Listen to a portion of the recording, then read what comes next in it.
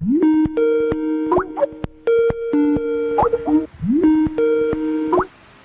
guys! Hello, how's quarantine? Okay, so we will have a review the changes in bonds over time. So as a review, we are going to have an example. So supposedly the new airport has a new project, and the project is a canteen. Now the canteen is worth $50,000. Now, government corporation needs to borrow some money. So where does he find the $50,000? Government corporation sells 50 bonds for $1,000. Let's say that, okay, Patty, you buy one out of the 50 bonds. How much is there left? Okay, 49. Government corporation needs $49,000 more. So let's say that government corporation has accumulated 45 more buyers. So how many more bonds are there left? 50 minus 1 because Patty bought minus 45 because there are 45 more buyers was 4 more. Okay, there are 4 more bonds left. Government corporation pays Patty every year in small amounts until $1,000 is reached, plus some interest called coupon rate. Okay, so the 4 unsold bonds, let's say that purchase was made in 2015. And now that it is 2020, the coupon rate or the market rate of interest is now 10%. So in 2015, it was 7%. So nobody would want to get an interest of 7% compared to 10%, right? It would be a loss if government corporation did not sell their bonds at a discounted price. To calculate for the discounted price, here is the formula. How much is the bonds worth today? And that is through calculating the issue price. Okay, so since everyone is in the enhanced community quarantine, please use what you have today. Use Excel. So we have 4 important values here, which is first the cash flow. The buyer should receive $1,000. The market rate of interest today is 0.1. And the time that I will receive $1,000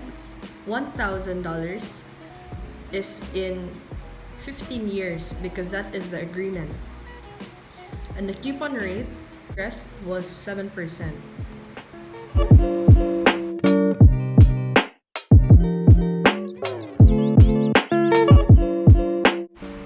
Eventually, using the equation, you will receive this value of $771. That is the price that you should pay for the bond today. Okay, so that happens if there are 15 more years to go. But what if I have 14 more years to go, or 13, or 12, until I can no longer buy the bond? All you have to do is change the year, while everything in the given stays the same. By clicking and dragging, I will receive different values for the present, for the PV.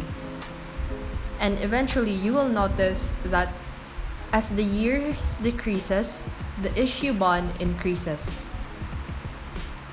So you would see that if there are 0 more years to go, the bond value is 1,000. And going back, I now have a present value of $771. Okay, so now, what if there were bonds that were issued 10 years ago? So you just have to go back to Excel, wherein it was said that 10 years ago, it was at 13%. And as you can see, the bond value is now higher. And the end value is still 1,000.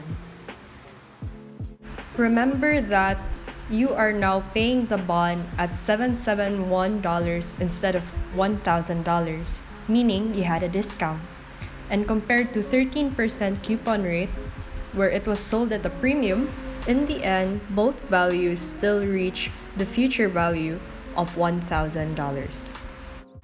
Notice that there is a pattern. Since 13% is greater than 10%, you are going to have to pay at a premium. And since 7% is less than 10%, you are offered at a discounted price. Okay, everyone, so that's just a condition if that's an annual payment. Now, what if it is a semi-annual payment? It's just simple. You just have to use Excel again. Because it is a semi-annual payment, you just have to divide it by 2.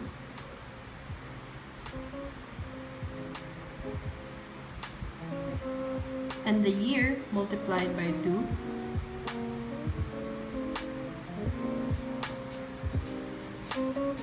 And the coupon rate also divided by 2.